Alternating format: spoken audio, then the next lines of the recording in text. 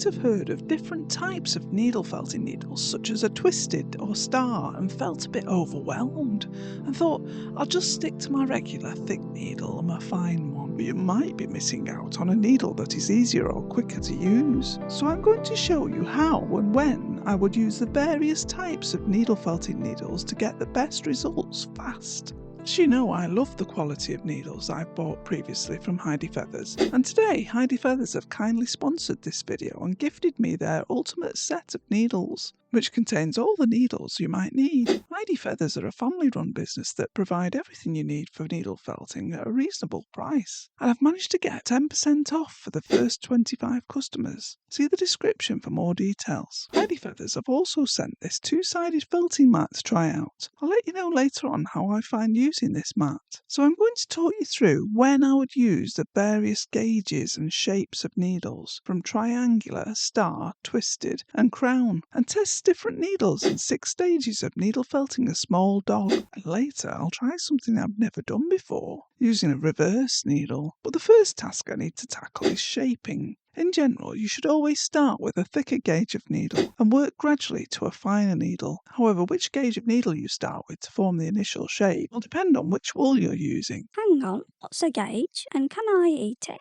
No, Brian, you can't eat it. The gauge tells you how thick the needle is, but what's slightly confusing is that the lower the number of the gauge, the thicker the needle. So a 32 gauge is the thickest needle we'll use today, and the 42 the finest. To test different wools and needles, I'm going to needle felt 3 dogs out of 2 different wools, and with various gauges and types of needles. The body of the first dog will be made out of this carded Corriedale wool, which is this lovely gingery brown colour, and I'll start shaping it with a fairly thick 36 gauge triangular needle. Most needles are 3-sided triangular shape at the tip, like this one. If you have needles from a kit, they're most likely to be this shape. The second dog's body will be made with the same carded Corriedale wool in white, but this time I'll start by using the 36 gauge star needle. So it's the same thickness of needle, but a star needle is shaped like this at the tip, rather than a triangle. That's a rubbish drawing of a star. Let me see you do better.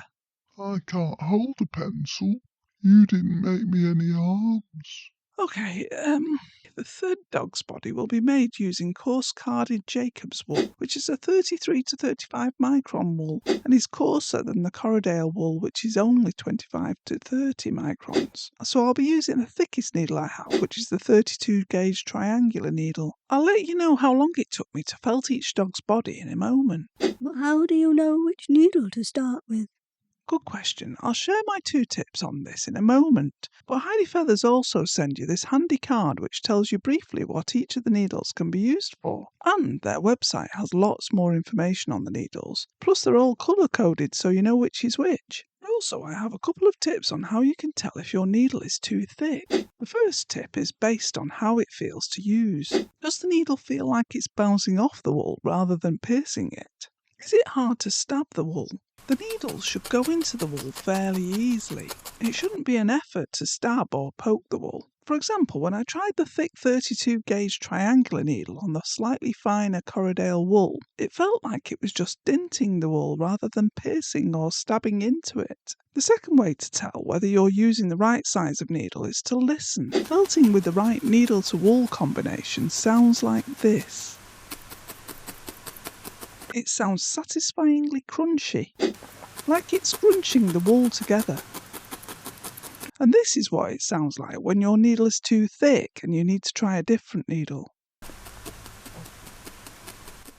Can you hear the difference? It's slightly duller, less scrunchy, and generally feels a lot less effective. So as the 32 gauge triangular needle felt too thick for the Corriedale wool, I went on to use a slightly thinner 36 gauge triangular needle. Remember, the higher the number, the finer the needle. When I used the 36 gauge triangular on the ginger Corriedale wool, it felted the shape of the body really easily and quickly. Even when I put 2 36 gauge triangular needles in the multi-needle tool, it wasn't hard to felt. So to get to this stage, it took me around 22 minutes. If you're finding this video helpful, I really appreciate it if you click the like button. You'll also be helping other needle felters to find this video. Next, I started creating the same shape using a 36 gauge star needle. It also felted the wool quickly and easily for a while, but it soon started to feel hard to stab and sounded different. So this told me I needed to change to a slightly finer 38 gauge star needle, which was much easier to use. I then tried to use two 38 gauge star needles in the multi-needle tool holder,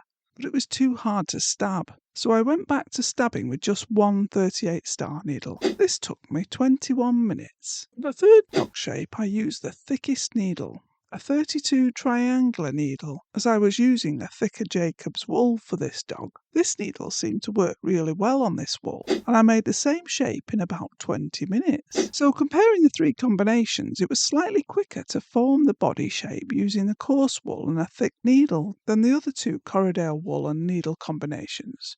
But there wasn't much in it. Because the star needles seemed a bit thick for the Corriedale wool, I thought I'd test them out on the thicker Jacob's wool by counting stabs. So now it's time for Needle felting time. So in the first lane we have Team Triangle using the 32 and 36 gauge triangular needles. And in the second lane we have Team Star using the 36 and 38 gauge star needles. And they're off, both stabbing steadily and noting down every 100 stabs as they go along, starting with their thickest needle. Oh, and it looks like we have an early change of needle by the Triangle team. After 400 stabs, they're changing from 32 gauge to a 36 gauge triangular needle. Not far behind, after 800 stabs, the Star team are changing from the 36 gauge star needle to a 38 gauge star. But which one will finish first? Well, we have a winner, folks. It's the Triangle team. The results were very close though, so when it comes to shaping, I'd advise you to try a variety of needles to find the one that suits you and the wool that you're using. When it came to firming up these shapes, there was one needle I kept being drawn back to using, and that was the 38 star twisted needle. As the name suggests, its star-shaped shaft is twisted, and I found it very versatile. Heidi Feathers describes this as an all-rounder, and it certainly was. I used it for shaping the Corriedale wool legs, and it even worked well on some fine merino wool. Next, I wanted to test which needles were best at getting rid of holes and creating a lovely smooth finish.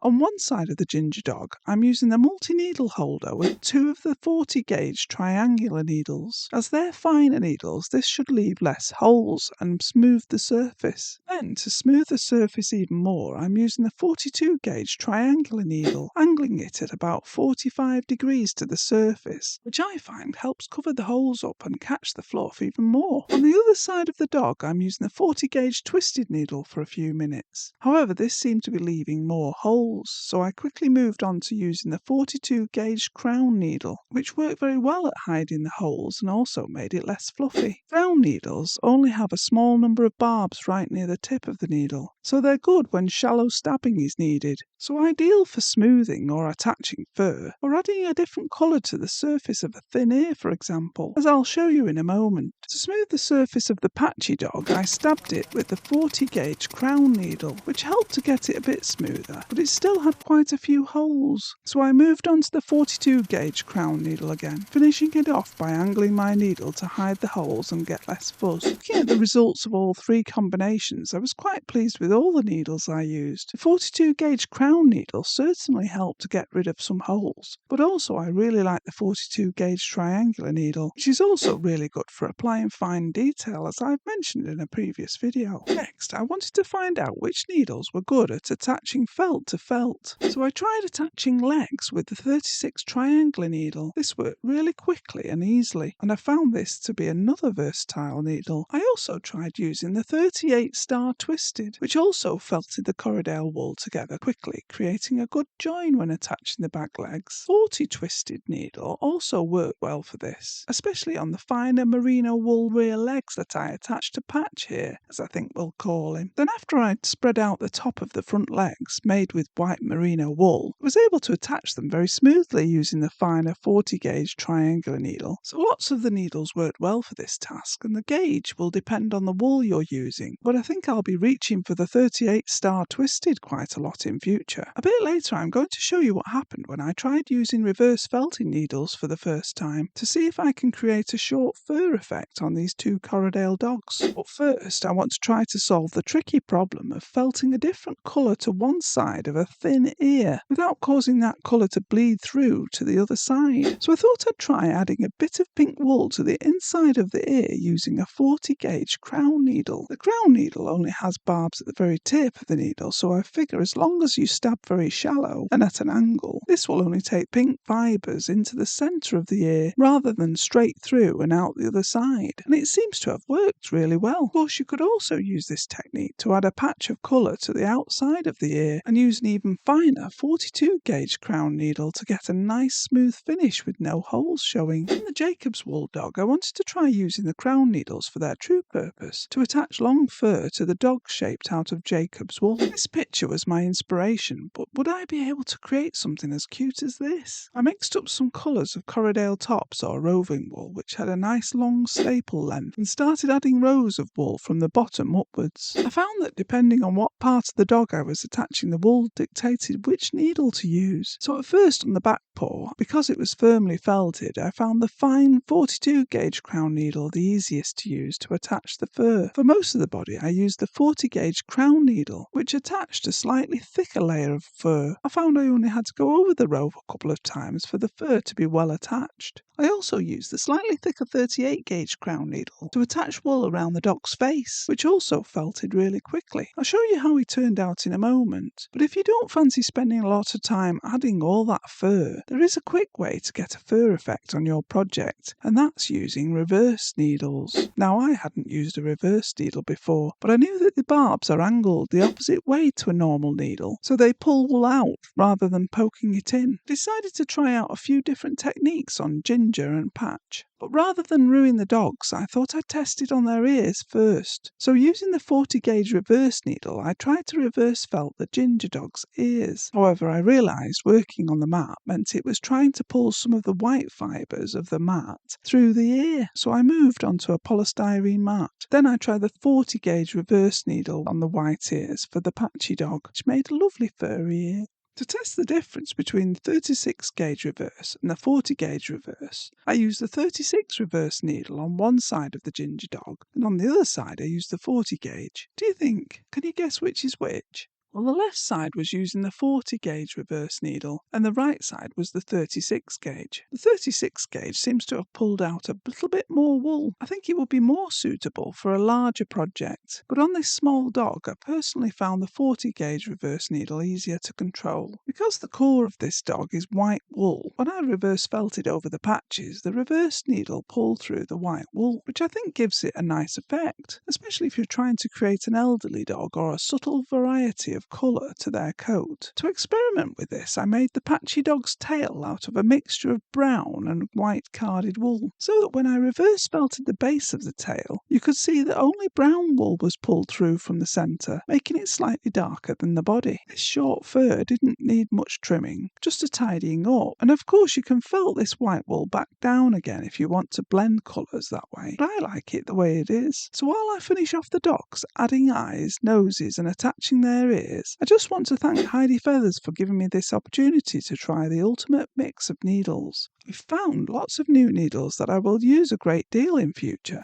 and the Heidi Feathers solid pure wool mat has been great to use. It's a bit softer than my Wool Buddy mat, which makes it really comfy to rest your wrist on, and I love that it has a white side to use when felting white wool. After trimming and combing the furry dog, I was quite pleased with how he turned out. I'm not sure whether to give him some ears or not though. I'd love to hear what you think in the comments. Before you start using crown needles to attach fur to create your own little dog, there's some vital techniques that will make your furry project look amazing. And in this video I'll explain what those techniques are and help you create cute fluffy felted items that look great. Please don't forget to like and subscribe. Thanks for watching.